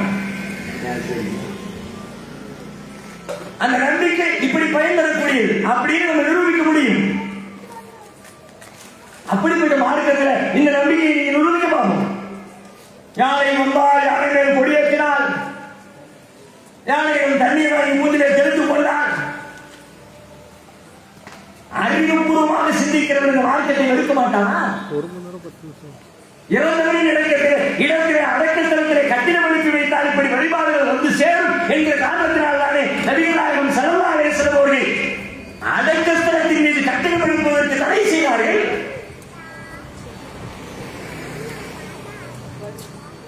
யூதர்களை கிறிஸ்தவர்களை அல்லாஹ் சபிக்கிறார் என்று சொன்னார்களே, இத்தகது குபூர் அன்பியாஹிம் மசாஜிதா. தங்களின் நபிமார்களின் அடக்கத்தலங்களை வணக்கத்தலங்களாக ஆக்கிக் கொண்டார்கள். நபிமார்களின் அடக்கத்தலத்தில் வழிபாட்டு தலமாக ஆக்கினா அவனுக்கே பெரிய சாபம் வந்து சேரும்னா, நீங்க யாருக்கு அடக்கத்தலம் கட்டி வச்சிருக்கீங்க, வழிபாட்டு தலம் கட்டி இருக்கீங்க? இப்ராஹிம் சார் வழிபாரா? காசி வழிபாடு வழிபாரா? அஜ்மீர் காஜா வழிபாரா? நான் சாப்பிட வழிபாடு சார் வழிபாரா? திருச்சி அத்தரிசா நபிமாரா? ஆத்தகிரி செய்தி பாத்திமா நபியா? யார் என்றே தெரியாதவர்கள், ஒருவேளை உங்கள் பார்வையில் நல்லவர்களாகவே இருந்தாலும் நல்லவர்கள் என்று தீர்மானிக்கப்பட்ட நபிமார்களுக்கே இந்த நிலை என்றால், அவர்களின் அடக்கஸ்தலங்களிலே வழக்கஸ்தலம் கட்டக்கூடாது என்றார். அன்னை ஆயிஷா ரலியல்லாஹு அன்ஹா சொல்கிறார்கள், நபிகள் நாயகம் ஸல்லல்லாஹு அலைஹி வஸல்லம் தம்முடைய மரண நேரத்திலே இது குறித்து மக்களுக்கு இவ்வளவு எச்சரிக்கையை செய்திருக்காவிட்டால் அவர்களின் அடக்கஸ்தலமும் வணக்கஸ்தலமாக மாறியிருக்கும். நம்ம உயிருக்கு மேலாக மதிக்கிற அல்லாஹ்வின் தூதர் நபிகள் நாயகம் அவங்க தங்களுடைய வழிபாடு அடக்கஸ்தலத்திலே விழா கொண்டாடினாங்க, கட்டளை எழுப்பினாங்க. லா தஜஅலு கப்ரி ஈதா, என்னுடைய அடக்கஸ்தலத்தை விழா கொண்டாடுகிற இடமாக ஆக்கிவிடாதீர்கள் எச்சரிக்கை செஞ்சுட்டு போயிருக்காங்க. நீங்க யாருக்கு விழா கொண்டாடுறீங்க? யார் அந்த இடத்தை கொண்டு வச்சிருக்கீங்க? அவ்வளவு அந்த வாதங்களை வைங்க. குர்ஆன் சொல்லுகிற சில கேள்விகளை உங்கள் முன்னால் வைக்கிறேன், சரியா தவறா நீங்களே பதில் சொல்லி பாருங்க. அல்லாஹ் கேட்கிறான், இன்னல்லதீன ததஊன மின் தூனில்லாஹி இபாதுன் அம்சாலுக்கும். அல்லாஹ்வை விட்டுவிட்டு நீங்கள் யாரிடத்திலே துஆ செய்கிறீர்களோ அவர்கள் உங்களை போன்ற அடிமைகளே. உன்ன மாதிரி அடிமைக்கு போய் எப்படி துஆ செய்யற? சொல்லிட்டு விட அடுத்து சொல்றான், ஃபதுஊஹும் ஃபல்யஸ்தஜீபு லக்கும். சரி, துஆ செஞ்சு அவன் ஆன்சர் பண்ணிட்டு பார்க்கணும். ஒருத்தர் பேருக்கு கேட்கிறோமா ஒரு பதில் சொல்லுங்க, கேட்கறாத பதில் சொல்லுமா? கேட்கறாத பேசுறாங்க ஒத்துக்குமா? ஒருத்தர் இருக்காரு, காது கேட்காது. பின்னாடி ஒருத்தர் கூப்பிடுறான், பாய் பாய். பக்கத்துல டீ கடை டீ ஆகிட்டு இருக்காரு டீ மாஸ்டர். உனக்கு லூசா அந்த ஆளு காது கேட்காது தெரியுமில, வேற ஒண்ணு பின்னாடி இருந்து பாய் பாய், முன்னாடி போய் தொட்டு கூப்பிடுறாங்க. என்ன அர்த்தம்? காது கேட்காதவன்ட்ட பேசுறவன் விட்டான், ஒளி எழுப்புகிறவன் விட்டான், சத்தம் விடுகிறவன் விட்டான். ஏன்னா அவன் காதை கேட்காதப்பா. அல்லாஹ் கேட்கிறான், பதுவும் பழைய தடியும் இருக்கும். நீ அவன்கிட்ட போய் துவா செய்ய, சரி துவா செஞ்சு அவனை ஆன்சர் பண்ணவே பார்க்கலாம். ஆன்சர் பண்ணாத போட்டு பேசிட்டு இருக்கீங்க, விட்டான் இல்லையா? இறந்தவரை விடு, அடக்கம் செய்யப்பட்டவரை விடு. இன்றைக்கு இறந்து ஒரு மகன் இருக்கிறான், ஒரு தந்தை இறந்து விட்டான். வெளியூர்ல இருந்து மகன் கொஞ்சம் லேட்டா வர்றான். வந்த உடனே பேக் எல்லாத்தையும் அள்ளி போட்டு பாப்பா கட்டில கிடத்தப்பட்டிருக்கிற ஒரு நோக்கி ஓடிடு வாப்பா, கட்டி முடிச்சு அழுகுறான். அழுகிட்டே வாப்பா சில கேள்விகளை கேட்கறான்னு வச்சுக்குவோம். அழுத வரைக்கும் விட்டுவோம். சரி புள்ள அழத்தான் செய்வான், வருத்தம் இருக்கும். தூக்கி வளர்த்து ஆளாக்கிற தந்தை, மாசம் முடிந்தவர் இறந்து விட்டார், கண்ணீர் விடுகிறான். கதவை ஏற்றுக்கொள்வோம். பாப்பா போன மாசம் ஒரு 10 லட்சம் ரூபாய் கொடுத்து யாருக்கு கொடுத்தீங்க சொல்லுங்க பாப்பா, சொல்லுங்க பாப்பா. பக்கத்துல என்னன்னு பாருப்பா, பிள்ளை எப்படி ஆயிட்டா பாரு, கூட்டிட்டு போ. அவரை தூக்கிட்டு போய் இவனை கூட்டிட்டு போ. எதுக்கு? புத்தி பதிலிச்சு போல இருக்கு. என்னடா புத்தி பதிலிச்சுது? இறந்து ஒருத்தர் கிடக்கிறாரு, உடம்பு கூட அடைக்கிற, கண்ணுக்கு முன்னாடி இருக்குது. அவளை பெற்றெடுக்கலாப்பா, அவர்கிட்ட போய் கேட்கறது தப்பா? எல்லாரும் சொல்றோம் தப்புன்னு. கண்ணுக்கு முன்னாடி இருக்கிற உடம்பு அங்க போய் ஒரு கேள்வி கேட்டால் அது தப்பா? ஆனால் கண்களுக்கு முன்னால் எத்தனையோ ஆண்டுகளுக்கு முன்னால் இதே போல மரணித்து கட்டிலே கிடத்தி குளிப்பாட்டி அடக்கம் செய்து மண்ணிலே வைத்து மண்ணோடு மண்ணாக முக்கி வைக்கி தோண்டி பார்த்தால் எலும்பு கூட மிஞ்சாத ஒரு இடத்திலே போய் நின்று கொண்டு அவதியாக்களே அப்படின்னா புத்திசாலித்தனமா? இது முட்டாள்தனம், அது புத்திசாலித்தனமா? இறந்து கிடைக்கிறவர்கள் கோரிக்கை எப்படி சரியா இருப்பார் சொல்லிட்டு அடுத்த அல்லாஹ் அதுக்குறான் பாருங்க. அல்லஹும் அர்ஜுலி யம்ஷூன பிஹா அம்லஹும் ஐனி யப்திஷூன பிஹா அம்லஹும் ஐனி யுஷூன பிஹா அம்லஹும் ஆதாவின் யஸ்மாஉன பிஹா.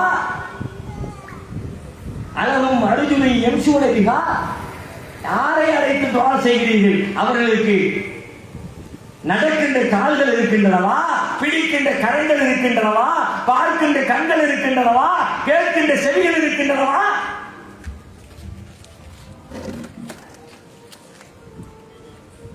இந்த கேள்வியை தர்காவுக்கு செல்கிறவர்கள் உங்களுடைய தர்கா வழிபாட்டோடு தர்காவிலே நீங்கள் கேட்கிற பிரார்த்தனைகளோடு ஒப்பிட்டு பாருங்கள். இந்த கேள்விக்கு உங்களுக்கு பதில் இருந்தால் தர்காவுக்கு போ, பதில் இல்லாட்டி அல்லாஹ் இருக்கும். அல்லாஹ் ஒரு ஓமை சொல்லி காட்டுகிறான். எத்தனை ஓமை தெரியுமா? ஒரு இடத்துல சொல்ல பாருங்க, மசலுல்லதி நத்தகரும் இந்துவனில்லாஹி அவுலியா, அல்லாஹ்வை விட்டு அவுலியாக்களை எடுத்துக்கொண்டவர்களுக்கு உதாரணம். வார்த்தையே பாருங்க, மசலுல்லதி நத்தகரும் இந்துவனில்லாஹி அவுலியா, அல்லாஹ்வை விட்டு அவுலியாவை எடுத்துக்கொண்டவருக்கு உதாரணம். கவசத்தில் அன்கபூத், சிலந்தி பூச்சிதான் உதாரணம். இத்தகனத்து பைத்தன், அது ஒரு வீட்டை கட்டியது. ஒயின்ன அவுகனல் புயூத்திலம் பைத்துல் அன்கபூத், வீடுகளிலே பலவீனமான வீடு சிலந்தி பூச்சியின் வீடு. ஒரு வீடு கட்டினா வீடு எந்த வேலையை செய்யணும் அந்த வேலையை செய்யணும், அப்பதான் அந்த வீட்டுக்கு மரியாதை. வீடு கட்டி முடிச்சுட்டாரு, மழை பெய்யுது ஒழுகுது. வீடு கட்டி முடிச்சுட்டாரு, வெயில் அடிக்குது, வெயில் உள்ள வருது. வீடு கட்டி முடிச்சுட்டாரு, காத்து அடிக்குது, மழை உள்ள வந்து சேருது. என்னடா ஊடு? வீடு எந்த தேவைக்கு வீடு கட்டணுமோ எதையுமே பூர்த்தி பண்ணல, எப்படி வீடு? அல்லாஹ் கேட்கிறான், அல்லாஹ் விட்டு அப்படியாட்டு போய் நிற்கிறீங்க. உன் வீடும் உன்னுடைய அழைப்பும் சிலந்தி பூச்சியை போல அது வீடு கட்டி இருக்கு, பயனில்லையே. ஒரு வீடு எந்த வேலையை செய்யணும் அந்த வேலையை செய்யலையே. அந்த மாதிரி தான்ப்பா உன் அழைப்பும் பலவீனமானது, அதுக்கு எந்த பயனும் கிடையாது, எந்த நன்மையும் கிடையாது. இவனை விட வழிகட்டவன் எவன் இருக்கிறான்? மென்மை எதுவும் மின்தூணில்லா வல்லாய தடீபுரகுதியா யோமில் செய்யாமா கியாமத்து நாள் வரை அழைத்தாலும் உங்கள் அழைப்புக்கு பதில் தராதவர்களை போய் அழைத்துக் கொண்டிருக்கிறானே, அவனை விட வழிகட்டவன் இருக்கிறான்.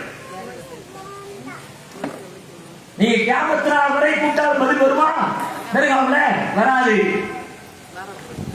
அது முழுக்க முழுக்க இறைவனுக்கு இணை இருப்பிக்கிற மாவாதன செயல். இறந்தவரை அடக்கம் செய்துவிட்டு கட்டடம் கட்டுவது பாவம், பிரார்த்தனை செய்வது பாவம், வழிபாடு நடத்துவது பாவம், விழா கொண்டாடுவது பாவம். இது எல்லாம் இறைவனுக்கு நிகரான மனித படைப்புகளை கொண்டு போய் பொருத்தி வைக்கின்ற பாவம் என்று அல்லாஹ்வும் அல்லாஹ்வின் தூதரும் எச்சரிக்கிறார்கள். அந்த பெரும் பாவத்திலிருந்து நாம் விடுதலை பெற வேண்டும், பாதுகாப்பு பெற வேண்டும். எல்லாம் இறைவன் மனிதர்களுக்குரிய நல்லவர்களை தந்தரும் புரிவானாக என்று கூறி வாய்ப்புக்கு நன்றி கூறி விடைபெறுகிறேன். வாஹது அவ்வாறான அல்ஹம்துலில்லாஹி ரப்பில் ஆலமீன். அஸ்ஸலாமு அலைக்கும் வரஹ்மத்துல்லாஹி வபரகாத்துஹு.